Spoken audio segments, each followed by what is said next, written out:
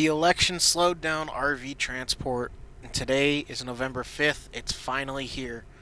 So, what does that mean for the industry? Let's talk about it.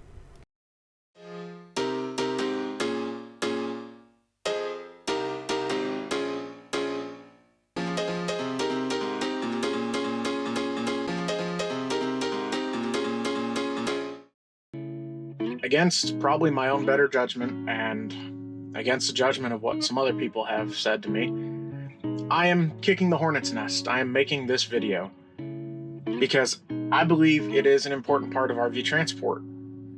Elections have effects and consequences, and it's hard to talk about politics without getting political, but that's what we're going to try and do here today. I normally do, I think, a great job of responding to everybody in the comments, but I am sure there's going to be something that is said that I am either not going to respond to or just frankly delete, because I don't believe in that kind of negativity on here. There's enough negativity on the internet already. So elections have effects on the way the world works. I mean, that's no secret. They tend to have a bigger effect on the RV transport industry compared to conventional trucking or hotshot, but there are quite a lot of similarities to the two. Let's get the big one out of the way. Trump is not going to fix the RV transport industry, and Kamala is not going to kill it. We just survived the last 4 years under Biden. Well, a lot of drivers did. Obviously, I just got back into this. But I was also doing this back in 2020, 2021, 2022. I was doing this in 2016 and 2017 under Democratic presidents and then into Trump. So I've done RV transport when Obama was president, when Trump was president, when Biden was president. And the RV transport industry has been around for decades. It is highly contested whether or not it is better under a Republican or a Democrat. Because, well, I mean, here's the kicker. Technically, you make more money when the Democrats are in office, because fuel prices are higher, and thus we get paid higher rates for higher fuel surcharge. When the Republicans are in office, fuel prices tend to be a bit lower. That happens when you increase oil production in the country. Whether you're for or against it, even though a lot of the oil that we do manufacture or produce in the U.S. doesn't actually go to the U.S. markets, a lot of it goes overseas. More oil in the supply helps the demand, right? More supply, less demand, price is lower. The big one I think everybody thinks about is the economy, right? I mean, that's been a big focus of this election cycle so far. And yet, people bought RVs and camper trailers for the last 4 years. No matter who wins, they're going to buy some again. The bigger thing we're noticing in the industry is the types that people are buying. And the trends are moving away from the fifth wheels and the park models and the loft models or the destination models, whatever you want to call them. And it's moving more towards the smaller travel trailers. Because that's what happens. When the economy's bad, people are going to spend less.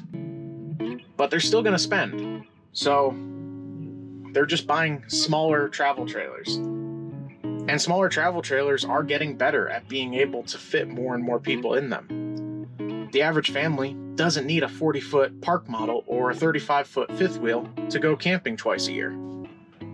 But depending on who wins, if the economy turns around like one party thinks it will, which actually they both think that they'll turn the economy around, just one is more believable than the other. Either way, if the economy turns around, yeah, I expect to see an uptick in those bigger campers being sold again, which is great news for the single pole guys. If it stays the same or potentially gets worse, I just expect to see more work continue to trend towards the smaller travel trailers. No one president is going to make you a millionaire or bankrupt your business. They can certainly help make you more profitable or less, but ultimately, it's on you. So I tell people, don't think too hard about the elections coming up. It's not the end of the world if your candidate doesn't win today. Plan accordingly. Plan for the worst and hope for the best. That's all anybody can ever do. And in this industry, that's something that a lot of us are used to doing. We have to plan for the annual shutdowns that happen twice a year usually. A lot of us were planning for the absolute worst during COVID, and it turned out to be the best thing this industry has seen in a long time. Rates skyrocketed, and they pretty much never came down. When I first started back in 2017, 2018, we were hauling singles for $1.21 a mile. I don't think there's a single carrier out there now that pays $1.21 a mile for a travel trailer. And there was $1.25 for fifth wheels and bigger CDL loads. Nobody would take one of those for $1.25 now.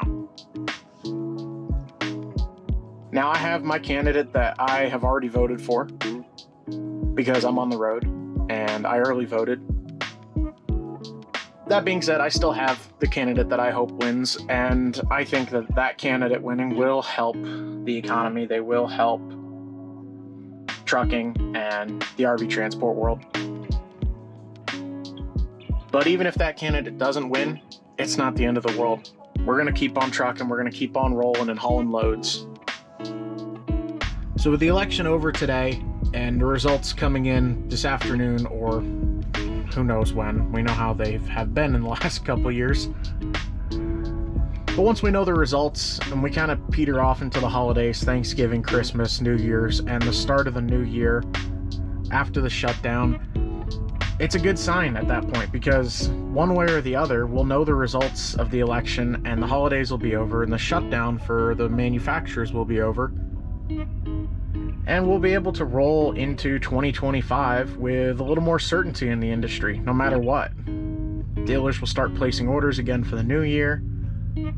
Freight will start leaving the manufacturers at a fever pace, as it always does.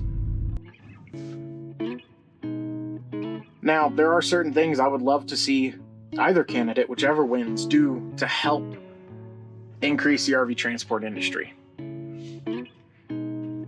If we can bring up oil production in the US and negotiate some better rates with other countries for oil, that's great because that lowers fuel prices in the long term.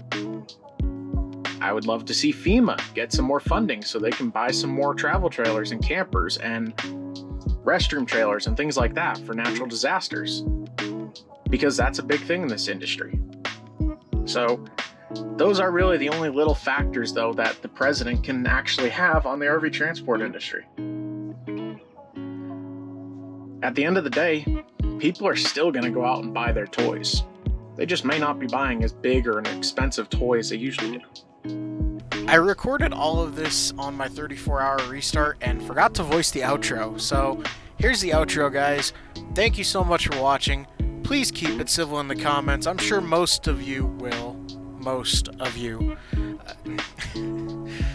I hope you guys can take away from this some important things and just kind of understand that although the RV transport industry is impacted by the election, it's not going to be the end of the industry, even if a certain person wins, which I hope she doesn't. Oh, there, I said it. I'm Connor for Crossbuck Transport. Thank you guys so much for watching. Stay safe out there and take care.